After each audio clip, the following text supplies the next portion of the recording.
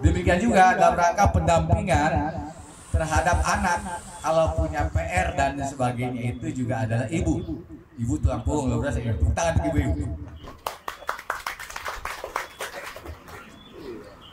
Itu potretnya ya.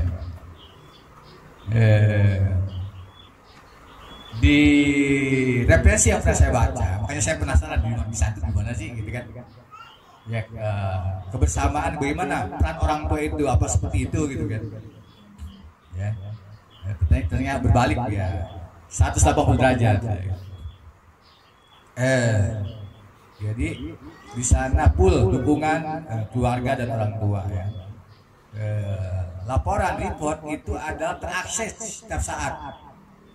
Artinya komunikasi berbasis IT sudah jalan, karena relatif tingkat pendidikannya Finlandia karena sudah dilakukan reformasi besar-besaran di sektor pendidikan itu sudah jauh sebelum abad 20. Tadi udah dikasihnya ringkasan pendidikan di Finlandia.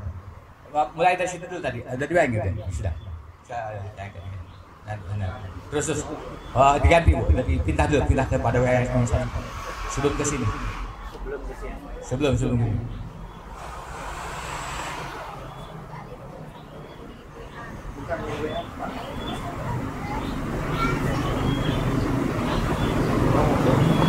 yang ringkasannya saya bacakan aja deh ya, supaya nanti Bapak Ibu sebenarnya bisa dilihat di diri referensi ataupun di Google saja ada yang menjelaskan tentang kelebihan ya. Jadi saya sampaikan ini. Jadi sistem pendidikan Finlandia ini dikenal sebagai salah satu yang terbaik di dunia karena pendekatannya yang inklusif dan merata serta kurikulum yang luas dan beragam.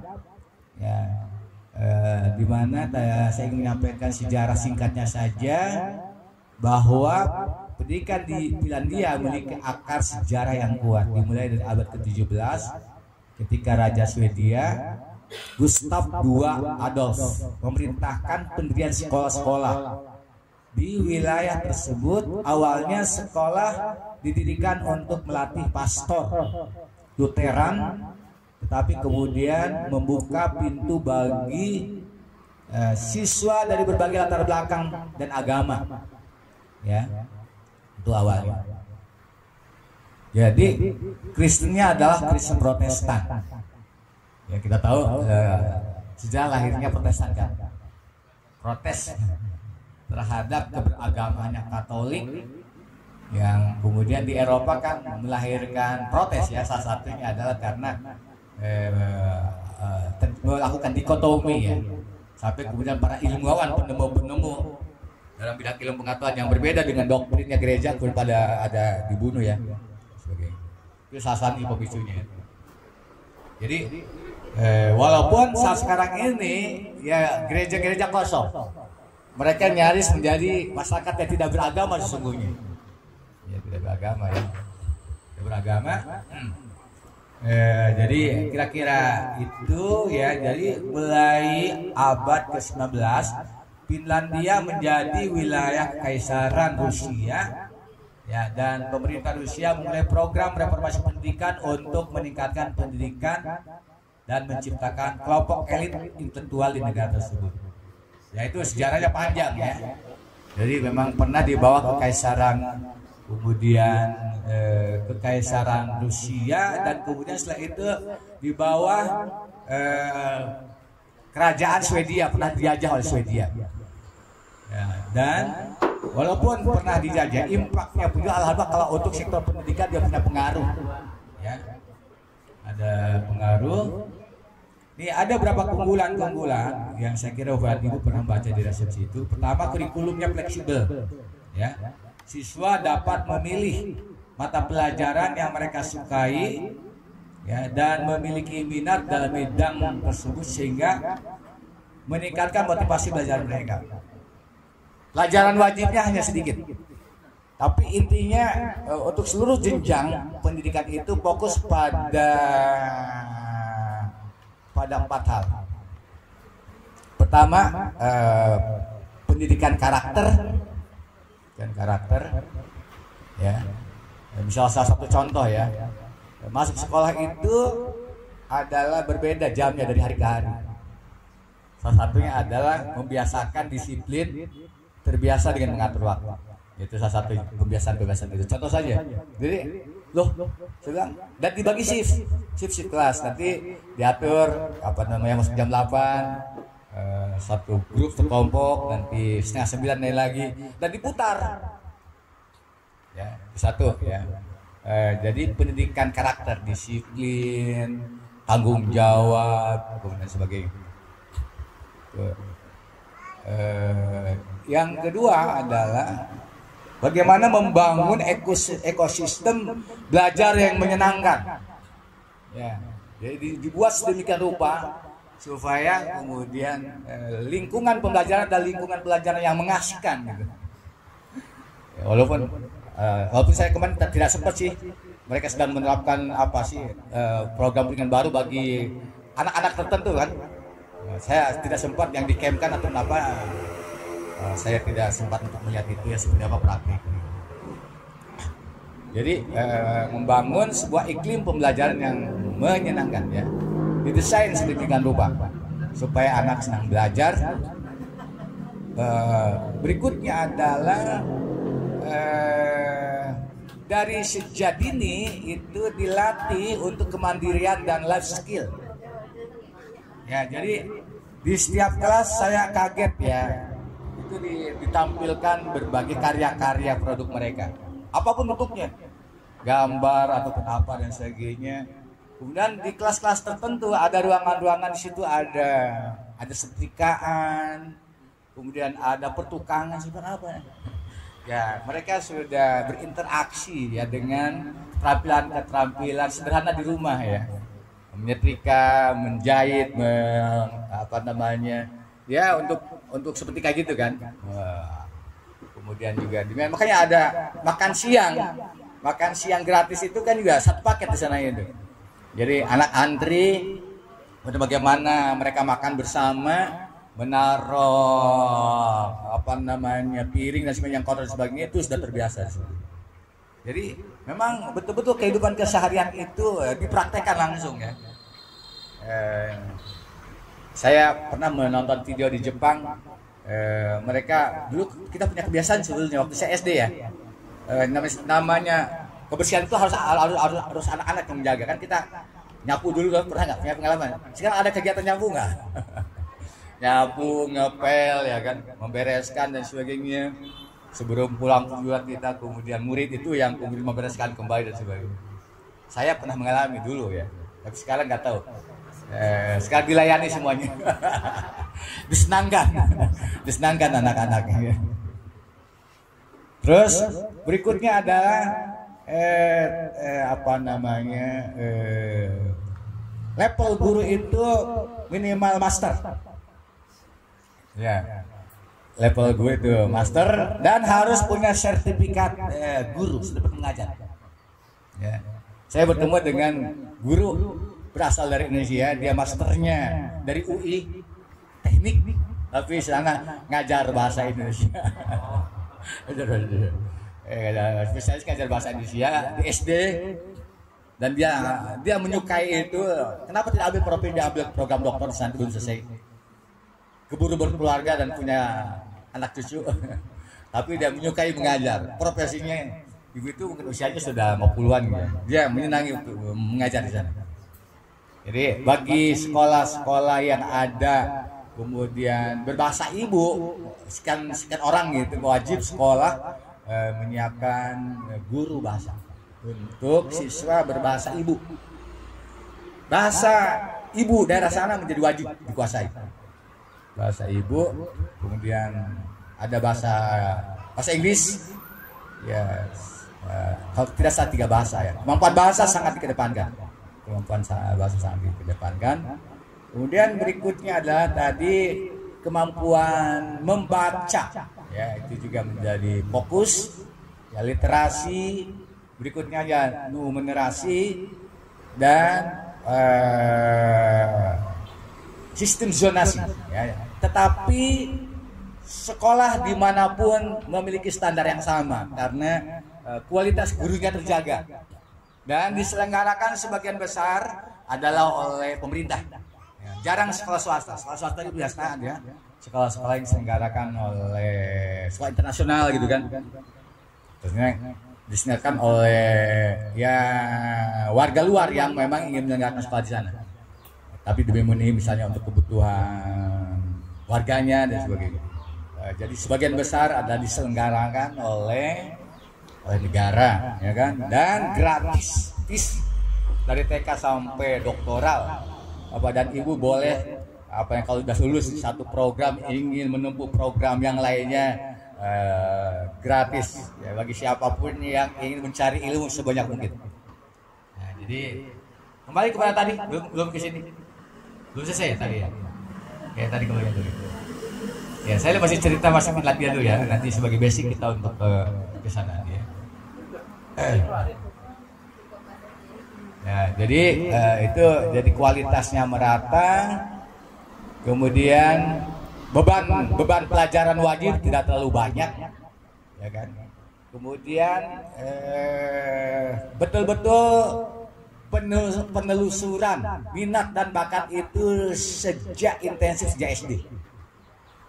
Ya, jadi walaupun yang namanya kerja kelompok itu juga menjadi program, ya, bagaimana kerjasama dan sebagainya, tetapi pengembangan diri menjadi fokus. Jadi anak sudah ditelusuri, ya bakat dan minatnya, ya.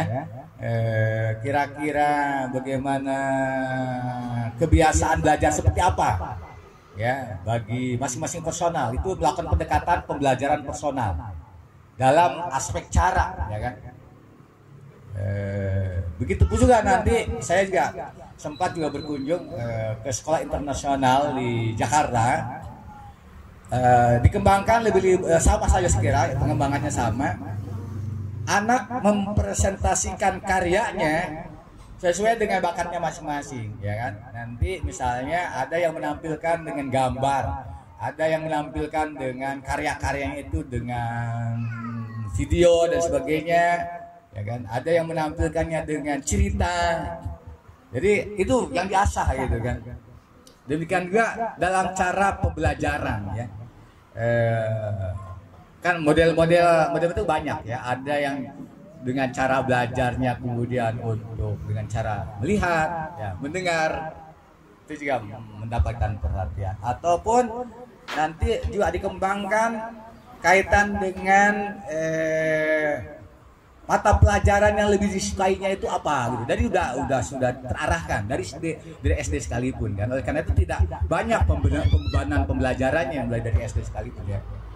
Tapi poinnya adalah pada literasi, pada karakter, kemudian pada kemampuan menghitung, dan kemudian kemampuan membaca dan life skill.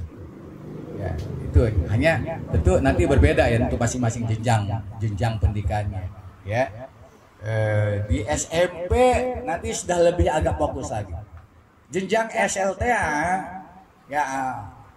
Anak sangat kemudian direkomendasikan, tidak semuanya masuk SMA, tetapi kalau kemudian yang cenderungnya kepada vokasi, keterampilan itu dan SMK berkembang, ya. Dan saya tanya justru juga karena pendidikan vokasi yang maju itulah di sana kaitan dengan persoalan lapangan kerja itu mudah diakses ya, karena keterampilan warga Finlandia itu dengan relatif terampil ya. Jadi menguasai berbagai bidang pekerjaan yang menjadi minatnya. Jadi tidak ada kesulitan kalau kemudian dia lulus SLTA itu karena sudah terampil, maka juga tidak ada perbedaan ya kan. Yang masuk SMA itu bagi yang nanti jenjangnya universitas dan sebagainya. Walaupun lulusan SMK sekalipun nanti juga ada untuk pendidikan tinggi, tetapi lebih kepada vokasi. Model politeknik ya, politeknik. Dan konsisten itu dilakukan. Jalur itu gitu sudah terarah ya. Terus yang kedua ya, jadi itu karakteristiknya sih punya benda itu ya. Nilainya seperti prioritas pada kesejahteraan siswa, biasanya adalah fokus utama dalam sistem pendidikan Finlandia dengan dukungan emosional dan sosial yang kuat serta akses ke layanan kesehatan. Agak turun Bu dikit. agak sebelum itu, agak naik. Nah, tidak ada ujian nasional, betul kan? Guru berkualitas saya sampaikan, minimal master, ya. Dihormati dan diragi serta memiliki gelar sarjana dan seleksi ketat sebelum jadi guru, ya. Fokus pada pembelajaran aktif, siswa diajarkan untuk belajar melalui aktivitas dan proyek yang membutuhkan kerjasama sehingga membangun keterampilan sosial dan keterampilan lainnya.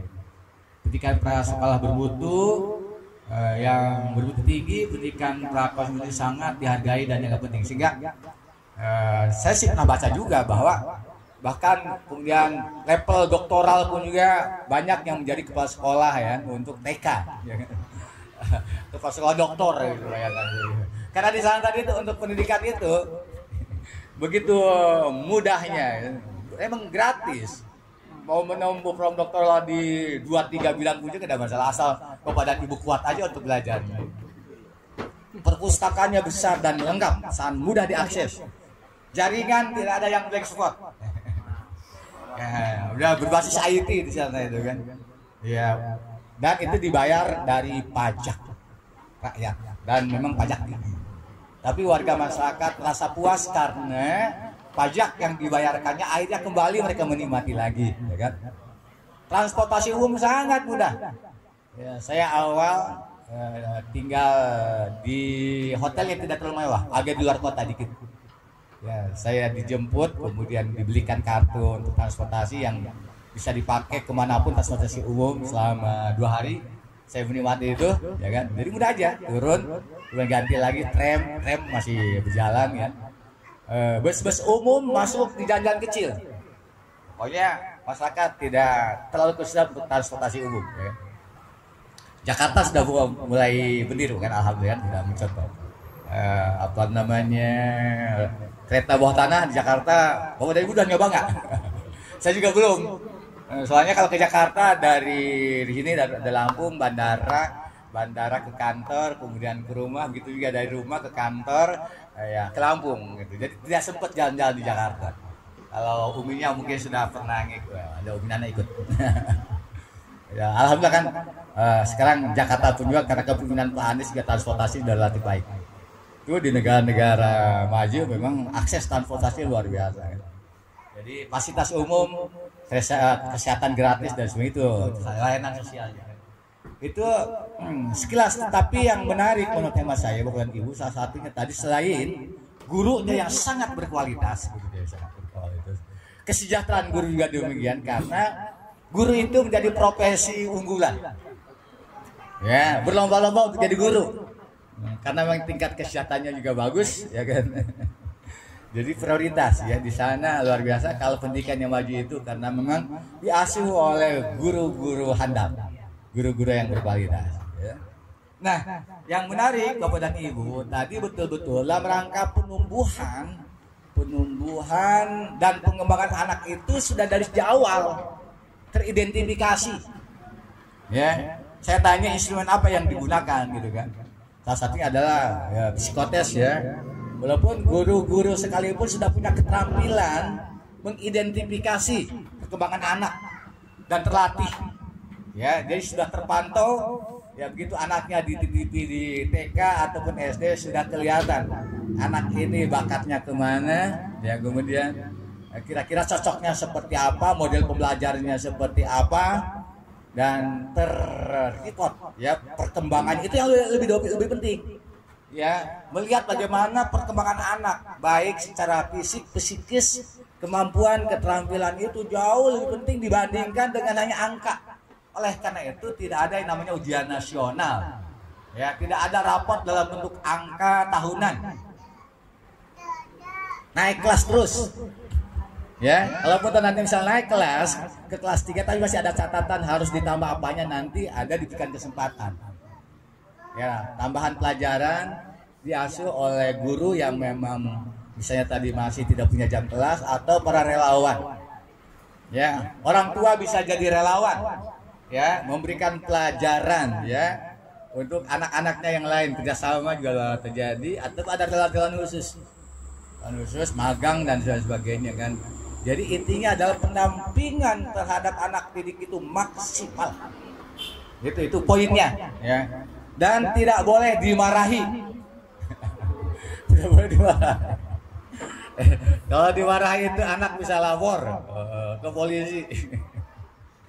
Ya, tidak boleh itu. Pokoknya anak tidak boleh dimarahi.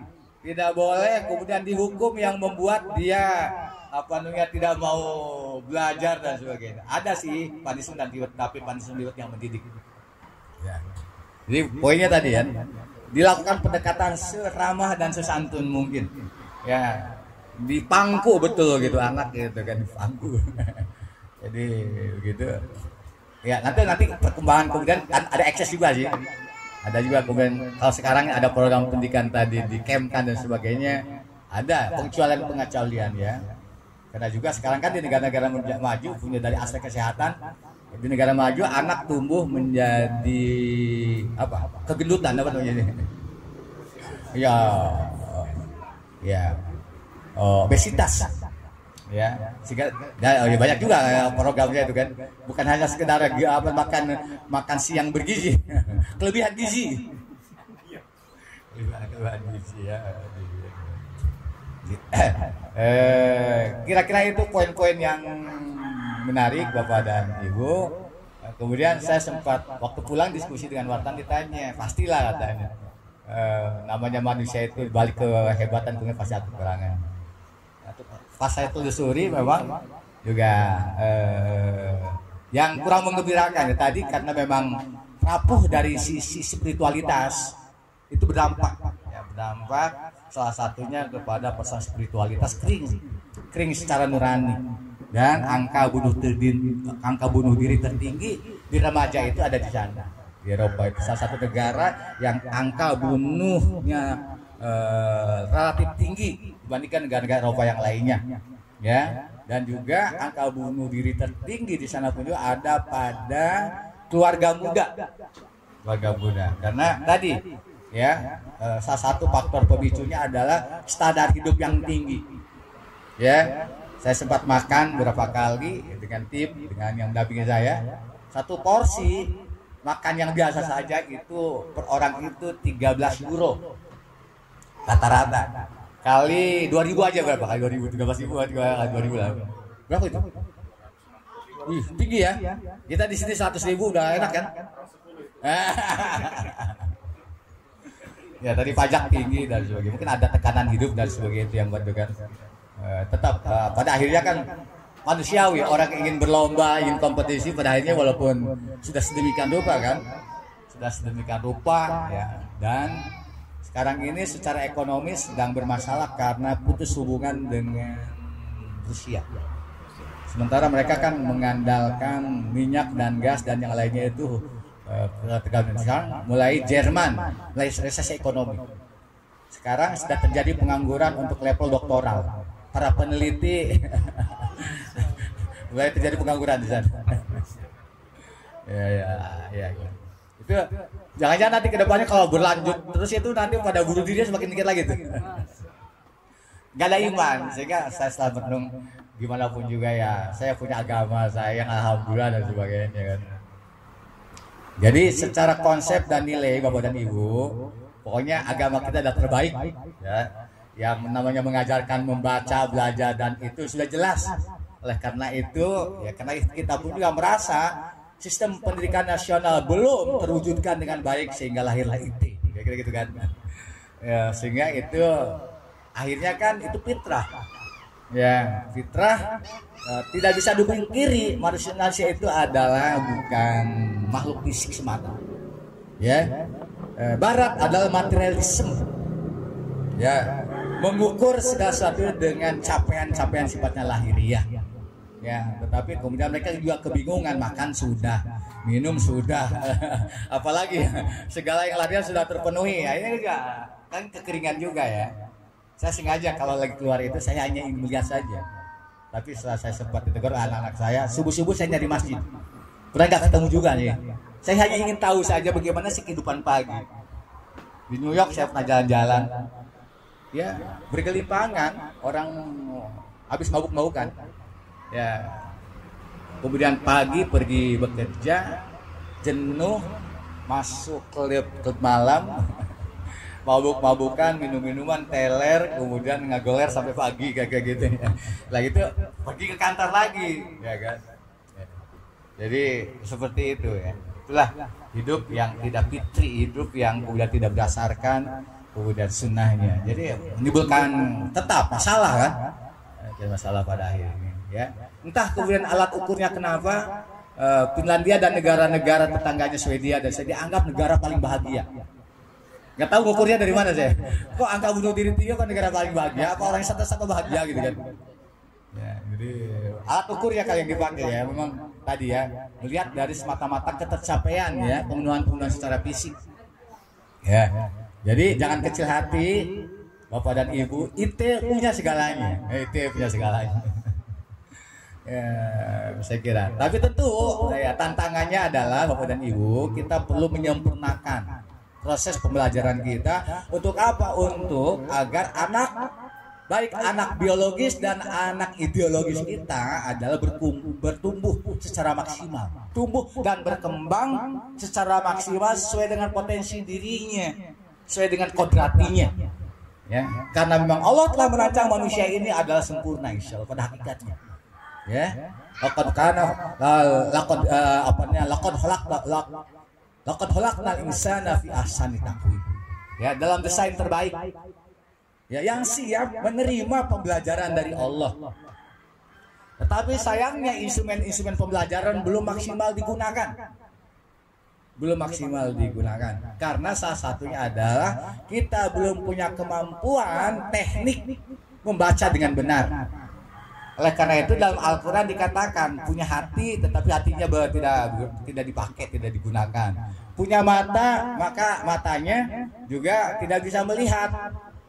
Bukan melihat secara langsung ya. Punya pendengaran tetapi kemudian pendengarannya pun juga tuli kan kayak gitu kan. Itu kan. Nah, oleh karenanya dalam pola pembelajaran saya karena lagi belajar lagi tentang filsafat ilmu. Ya, jadi memang ada yang membedakan. Barat lebih mengandalkan yaitu pendekatan Bapak dan Ibu dalam filsafat ilmu apa yang namanya epistemologi. Bagaimana cara mendapatkan ilmu? Ilmu, ya. Yunani awal pertama mengembangkan basis pengetahuan itu dari nalar. Logika itu filsafatnya. Tapi kemudian berkembanglah kepada peradaban yang dibangun Islam, membawa metode baru tidak saja kepada penggunaan nalar tetapi penggunaan pendekatan penelitian, tajribah. Ya, itulah metode penelitian. Ya. Dalam Islam, oleh karena itu ada beberapa pendekatan keilmuan untuk mendapatkan ilmu. Epistemologi itu satu cabang filsafat ilmu bagaimana mendapatkan ilmu. Ya. Oleh karena itu kita kenal ada yang namanya istilah itu satu cabang epistemologi ilmu itu yang namanya bayani. Bayani itu bagaimana melihat secara langsung ayat-ayat Allah yang sifatnya langsung terlihat tekstual. Ya. Berikut yang menganalisis itu namanya bayani. Yang kedua burhani. Burhani itu adalah bagaimana mendapatkan ilmu untuk bisa mendapatkan saripati, pendekatan substansi, makna. Ya, tidak hanya melihat yang lahiriah, tetapi di balik yang ada itu, ya, ada apa? Itulah nanti akan melahirkan rumus lebih dalam gitu kan. Tidak hanya melihat permukaan ya. Berikutnya adalah itu pendekatannya pendekatan hati. Ternyata ilmu pun juga tidak bisa hanya didekati dengan akal. Ya, harus didekati dengan hati kolbun. Itu namanya cabang epistemologi namanya irfani. Ya, pengetahuan yang dalam, bukan semata-mata pengetahuan lahiriah. Ya, Allah memberikan yaitu ilham. Nah, oleh karena itu dalam surah Al-Imran ayat 190, ya, bagaimana ulil albab itu menggunakan dua instrumen utama, yaitu instrumen zikir dan instrumen zikir. Alladzina yadhkurunallaha qiyaman wa qu'udan wa la junubihim wa yatafakkaru. Zikir instrumennya hati. Ala bidzikrillah tatma'innul. Fikir itu instrumennya akal pikiran. Ya, diserap, dilihat oleh mata, didengar oleh telinga, dirasa, ya. Kemudian dikumpulkan fakta-fakta dan datanya itu dianalisis. Ya. Kemudian pendekatan dengan hati itu kemudian dia simak dengan sedalam-dalamnya untuk mendapatkan saripati. Itu udah kepada proses namanya burhan, ya. Tetapi dalam cabang filsafat ilmu pengetahuan Islam, dia pun juga ada yang namanya ilham dari Allah. Oleh karena doanya itu Allahumma inna nas'aluka fahman nabiyyin. Ya, ada kepahaman. Ya. Kemudian ada terminologi namanya laduni, diladungka, ya. Dan terakhir ada yang namanya yaitu keilmuan yang diperoleh hanya diberikan oleh Allah, yaitu kepada nabi dan rasul. Nah, dan itu khusus. Ya, kita tidak bisa mendapatkan itu karena itu wahyu khusus yang diturunkan Allah kepada nabi dan rasul. Sehingga dalam konteks ilmu yang dimiliki seorang muslim itu dia bisa mendapatkan ilmu melalui 4 instrumen. Oleh karena itu menjadi lengkap. Oleh karena itu ya jauh lebih berkualitas. Ya, tadi saya ingin nyari referensi sebenarnya, mau menayangkan lagi 10 sahabat ahli surga, 9-nya pengusaha, ya, kemudian 5-nya konglomerat. Ya, tijalun latulihim tijarotun wala bai'un, punya kesibukan dan aktivitas yang luar biasa. Ya, hasil dari tarbiyah robaniyah, tarbiyah Qur'aniyah fi buyutin adinallah sebelumnya. Ya, lihat kepada ibu Al-Quran surah An-Nur. Allahu nurus samawat, ayat sebelumnya. Ayat sebelumnya Allah telah menurunkan ayat-ayatnya. Jadi di ayat 30 mulai dari 33, 34, 35 di ayat kalau lihat nanti cek ya, ayat 33 itu Allah menjelaskan bahwa Allah telah menurunkan ayatnya. Ya. Ayat Allah itu 2. Sudah tahu kan? Ada ayat tanziliyah, ada ayat kauniyah. Seorang muslim belajar kepada Allah ini melalui 2 sumber pembelajaran dari Allah. Ya, yang saling komplement.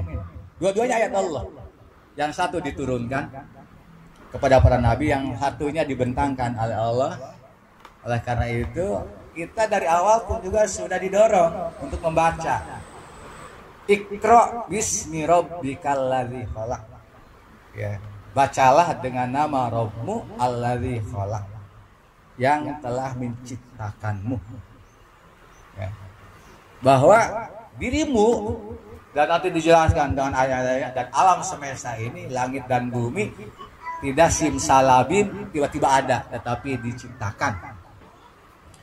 diciptakan dengan ilmunya, dengan rancangannya yang sistemik, yang ada hitungan-hitungannya.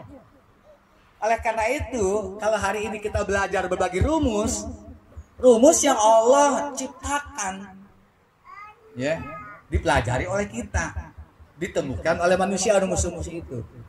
Ya, kita hanya nyontek belajar kepada apa yang telah diciptakan oleh Allah. Tugas manusia, ya, yang telah mengajarkan ilmunya kepada manusia, tugas kita itu belajar. Hanya pembelajaran kita nanggung. Tadi ada bahasa, katanya sih telah diungkapkan oleh pembina JSIT. Siapa yang mengungkapkan kan? Kita ini harus disadari katanya. Idealnya, dulu kan pernah ada ungkapan Zainuddin ya, otaknya secerdas otak Jerman, hatinya selembut ataupun secerdas hatinya Mekah gitu kan.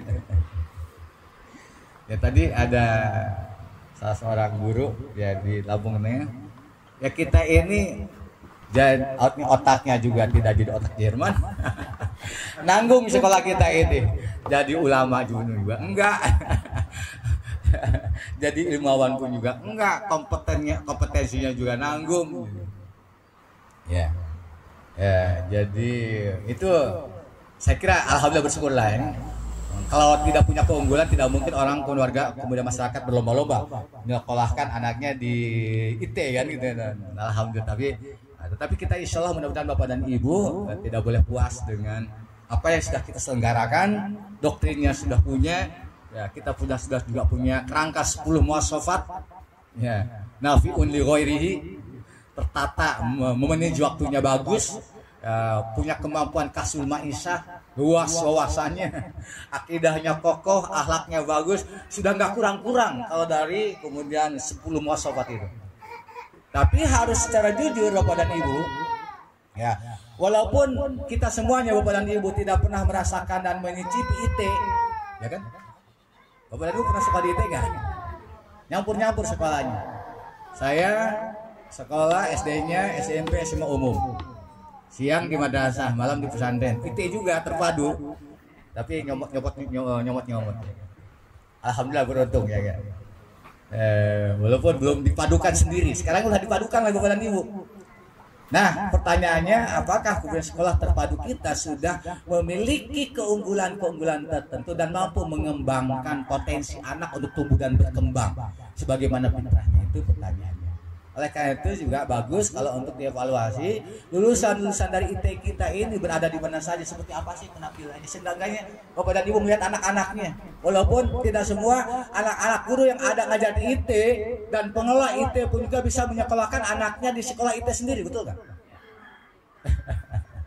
Ibu ngangguk-ngangguk ada kali anaknya yang tidak bisa disekolahkan di IT ya. PR, nggak boleh terjadi begitu. Saya seringkali berikan masukan, memangnya dulu kita bikin sekolah untuk siapa sih? Ya kan? Kita bikin sekolah untuk siapa? Ya kan? Betul, ya kan? Ada yang namanya anak didik biologis dan ideologis, ya.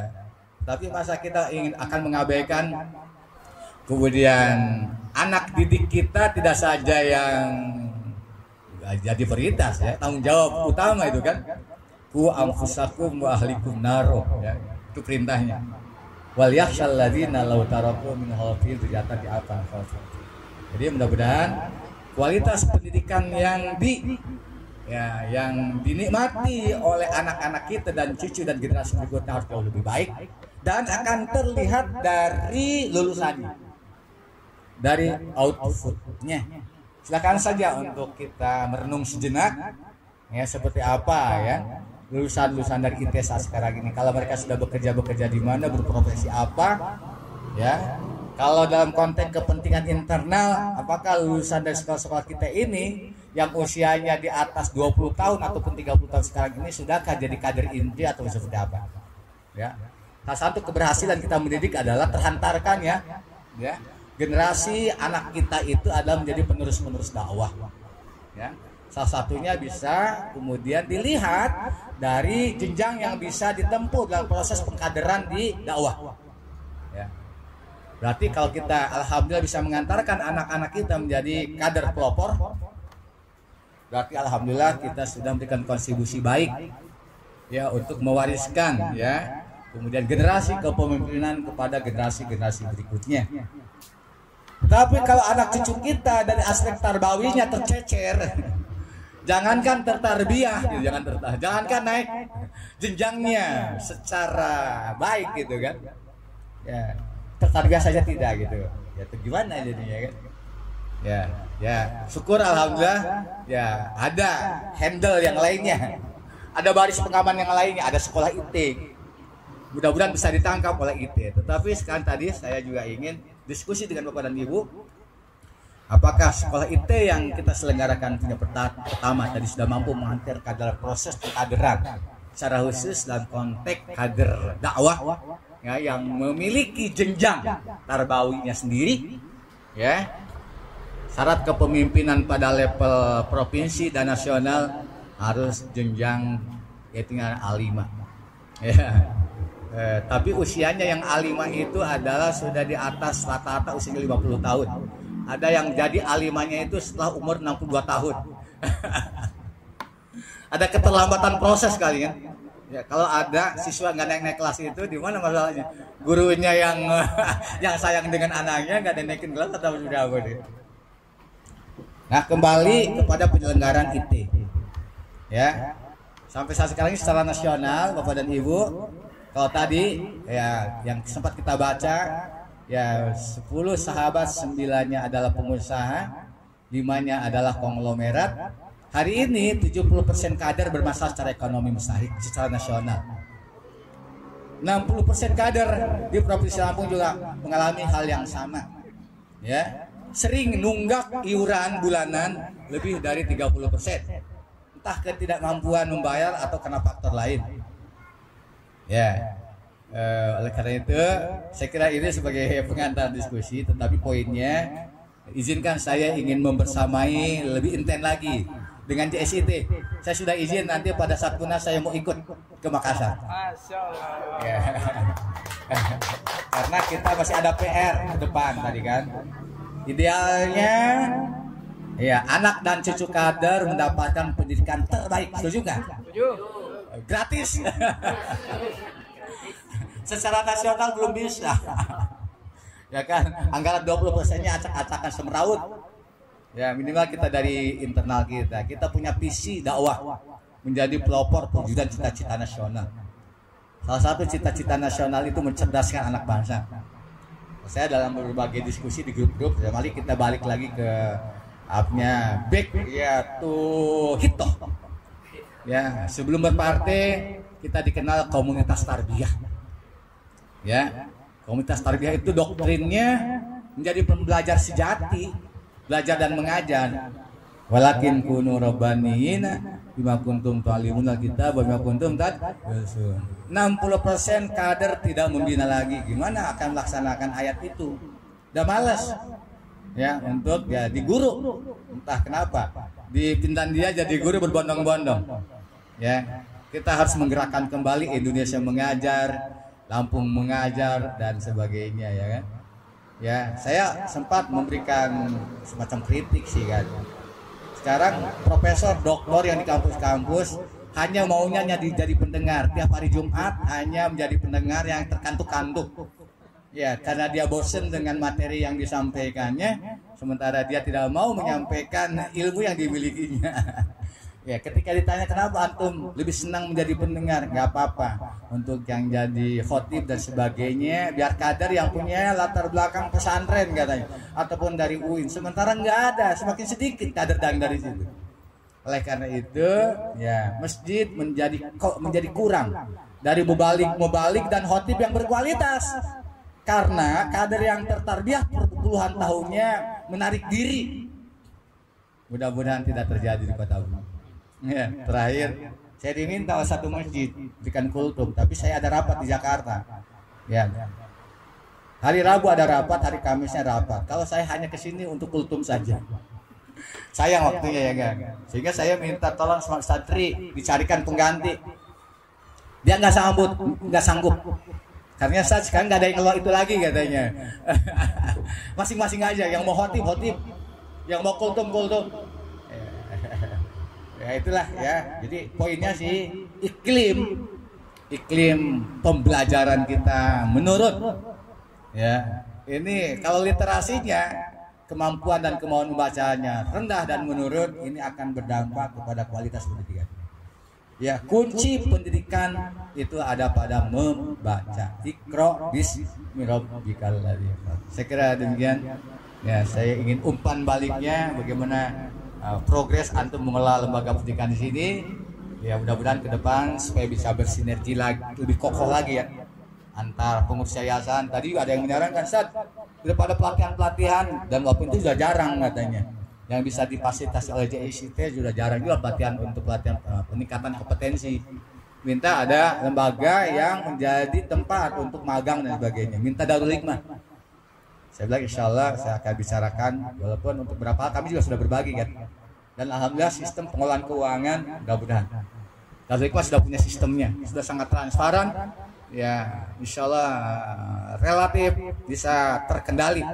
Ya sistemnya sudah terbangun. Silahkan, saya kira sebagiannya sudah belajar di sana. Kami sistem keuangan tersentral, ya, Kemudian kita juga ingin bahwa karena memang kita kan mendirikan Wajiah itu supaya bisa memberikan layanan kepada dakwah dan kepada jamaah. Kita tidak ingin tumbuh Wajiah kita menjadi wajah milik pribadi. Di beberapa tempat yayasan-yayasan pada akhirnya dikelola secara pribadi dan milik pribadi. Nah, oleh karena itu harus dibangun sistemnya yang bagus kan. Kita mendirikan berbagai Wajiah tersebut pada hakikatnya adalah untuk sebagai pelengkap dari khidmat dakwah kepada umat, kepada masyarakat, kepada bangsa dan negara. Oleh karena itu harus ditumbuhkan dengan sebaik mungkin, seprofesional mungkin. Nanti kita bisa sharing, saling berbagi. Misalnya kalau Darul Hikmah punya hal dalam pengelolaan keuangan, mungkin sekolah yang lainnya punya keunggulan dalam rangka meningkatkan batas keuangan, nggak apa-apa. Suatu saat kita sharing, saling berbagi. Bagaimana nanti juga supaya ada alternatif bagi putra dan putri kader. Kalau biaya yang tidak terlalu mahal, nggak terjangkau, seperti apa solusinya? Apa harus ada kelas tersendiri atau seperti apa? Ini perlu kita diskusikan. Tahu usah berlama-lama, harus ada solusi. Setuju nggak? Harus ada solusi. Jangan sampai ada anak kader dan cucu kadernya tercecer karena ketidakmampuan pembiayaan, karena sekolah negeri belum bisa dijadikan andalan untuk dapat menghantarkan anak-anak kita tumbuh dan berkembang sebagaimana fitrahnya untuk manusia hebat, menjadi manusia unggul, manusia yang berakhlakul karimah. Saya kira demikian.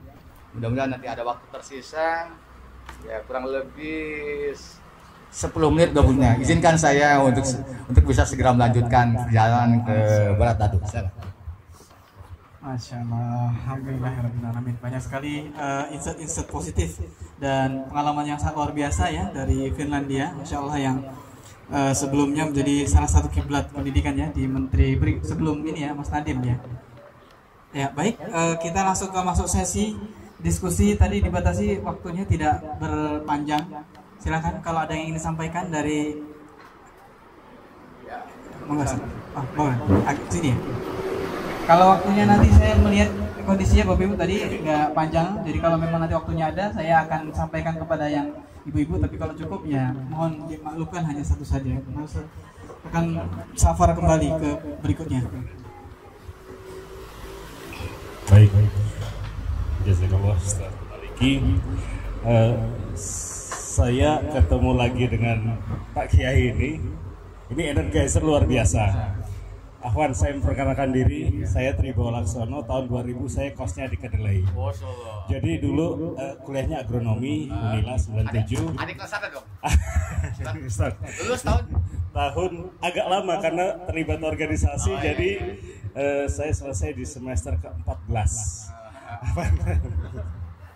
Masuk tahun berapa? 97. Oh jauh ya? Jauh. Iya, 97. Ada 97 udah selesai. 87 ada selesai. Alhamdulillah. Jauh. Jadi, saya dulu di Darul Hikmah itu santri lorong samping, Ustaz. Kalau teman-teman melanjutkan taklim dengan Pak Kiai, saya lebih cenderung duduk samping karena kadang masih malu mendengarkan, tapi tetap dari luar. Jadi begitu ketemu lagi, beliau tetap energik seperti ini luar biasa bagi saya. 25 tahun yang lalu ketemu, terus baru sekali ini ketemu lagi. Setelah 25 tahun? Iya. Memang antum kemana aja? Karena lebih banyak di Lampung Barat. Lampung Barat. Iya. Sekarang masih di dinas? Sekarang saya di Bukit Kemuning, didaulat oleh Ketua Yayasan untuk memimpin SMP IT Ar-Raudhah. Jadi saya gabung SIT ini sebenarnya baru 1 tahun. Negara negeri? Bukan. Belum swasta. Yang pertama itu satu, energizer luar biasa. Ada satu kalimat tadi yang sangat menyentuh tentang bagaimana mengantarkan anak, indikator-indikator sukses kita mendidik anak itu. Terus yang kedua tadi, ini saya tidak bertanya, tapi memang nanti kita perlukan diskusi lebih lanjut. SMP Ar-Raudhah berada di daerah Bukit Kemuning yang mungkin secara culture masyarakatnya belum memandang sekolah berbayar itu sebagai sesuatu yang jihadnya orang tua demi pendidikan anak. Nah, makanya kemarin sempat saya mengadakan sedikit penelitian ke survei singkat angkat ke orang tua. Kenapa sih? Saya vulgar ya bahasanya, angka 200.000 per bulan. Kalau dibagi 25 hari sekolah mungkin nggak sampai 10.000. Kalau dibagi 18 orang guru mungkin nggak sampai 300 perak. Nah ini jadi pertanyaan besar memang bagaimana caranya. Kalau SDIT Ustadz Mualim beliau luar biasa sampai siswanya berlebih-lebih yang inden gitu. Hanya untuk tingkat SMP, akhirnya saya bagi orang tua yang masih ini, apa Ustadz Maliki, kalau nggak mau di sini Kota Bumi ada Ustadz Maliki. Yang penting jangan sampai keluar ke sekolah, mohon maaf negeri. Gitu. Nah hanya kendalanya bagi kami SMP Taroda ini mengalami penurunan minat. Salah satu faktor utamanya itu tadi biaya. Nah, kemarin saya sempat ketemu dengan salah satu pemilik sekolah swasta juga. Beliau sekolah swasta memang banyak membebaskan biaya pendidikan ke anak-anaknya. Anaknya kelas 6. Kalau ke Kota Bumi, Ustaz, orang tuanya keberatan biaya. Sementara ke sekolah kami mereka juga masih berat. Nah ini, jadi bagaimana dari saya sedikit motivasi menguatkan diri menghadapi ketua yayasan, menyampaikan supaya ada. Jadi riwayatnya begitu Ustaz. Yayasan ini punya siapa? Yayasan milik keluarga besar Haji Bahrani Tahir. Hanya penyokong utamanya Qadarullah 5 bulan yang lalu meninggal. Jadi sekarang single fighternya ketua yayasan kami sendiri, dan beliau secara finansial mungkin tidak seperti penyokong kakaknya gitu. Ya, jadi kemarin saya sempat usul, Pak Ketua, bisa nggak kita ada siswa yang kita bebaskan sama sekali, hanya kan berbenturan dengan biaya operasional ya. Jadi mungkin ini mohon motivasinya Pak Kiai. Terima kasih. Assalamualaikum warahmatullahi wabarakatuh. Waalaikumsalam warahmatullahi wabarakatuh. Baik, langsung aja Pak untuk jawab. Jadi alhamdulillah kita sudah mendapatkan pengakuan ya sekolah IT ini. Jadi alhamdulillah kepercayaan masyarakat yang terus meningkat. Hanya ya tadi konsekuensinya ada konsekuensi biaya. Oleh karena itu pengalaman indah, pengalaman luar biasa, walaupun kita juga ingin terus meningkatkan kan kualitas pendidikan. Saya sekalipun ya di Darul Hikmah, walaupun itu kan salah satu ITT yang relatif tua lah kan, dari aspek bagaimana kita punya moto Qurani, berkarakter dan berprestasi kan. Saya kira IT semuanya rangkanya itulah yang menjadikan Quran sebagai basic. Tapi ini punya harus ditingkatkan, misalnya membangun ekosistem Qurani secara umum. Jadi di sekolah kami ya kalau SD-nya kan rata-rata 3 juz kan ya. Targetnya toh? Target. Belum semuanya, para guru juga hafal. Jangan kan 3 juz, yang 2 juz pun kemudian. Ini kan membutuhkan ekosistem pendidikannya. Apalagi nanti para orang tuanya. Ya, bayangkan saja kalau di rumah para orang tuanya penghafal, sekolahnya guru-guru penghafal, ya mudah juga membawa, tapi kan belum terbangun ya. Ki Hajar Dewantara mengatakan 3 tungku ya. Ya, apa namanya? Tonggak-tonggak pendidikan yang harus sinergi. Kan. Dan penelitian saya tentang itu dalam partisipasi orang tua masih rendah.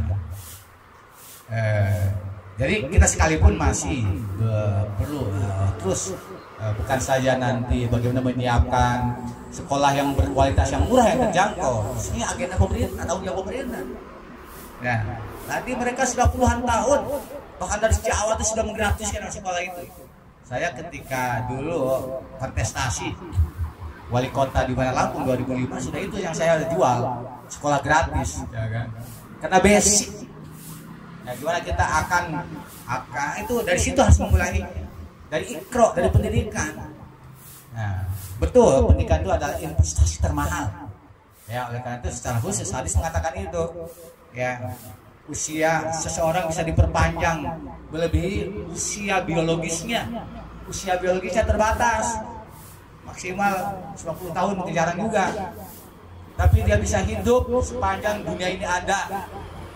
Syaratnya punya anak yang soleh, yang berdoa untuk kedua orang tuanya. Ya. Waladun solihun yadullahu. Yang kedua, punya ilmu yang diajarkan kembali dan turun temurun. Saya punya murid saya ngajar guru, diajarkan ilmu yang berasal dari sini. Terus ngalir sampai diajarkan untuk jadi guru. Antum punya investasi jangka panjang sampai nanti sampai hancurnya alam semesta itu ya. Bersyukur. Nah, jadi para guru itu ya. luar biasa. Antum walaupun secara lahiriah mungkin tak seberapa kasih. Masih rata-rata UMR, tapi antum punya investasi akhirat yang luar biasa insyaallah. Allahu Akbar.